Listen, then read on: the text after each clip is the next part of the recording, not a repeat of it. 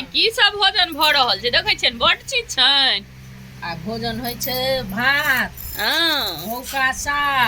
घौका साग आलू के चटनी हाँ झुंगनी आ बादाम दाल के सब्जी अच्छा कंचन हाँ पापड़ हाँ सलाद हाँ मूंग के दाल हाँ कहियो कबीर कना क कबीर कना क कथिन त न कभी कने क कांचुन का त अथी सागो बनलन है दाइलो बनलन हाँ बच्चा सब नहीं खाइत हेतै ना ओकरा सबके साग नहीं पसंद छै हमरा सबके त साग बड़ पसंद ये हम त डेली एकटा के साग बनबै छी एकटा बच्चा खा दाल झुंगनी बादाम आ एकटा बच्चा खा एकटा हाँ कंचन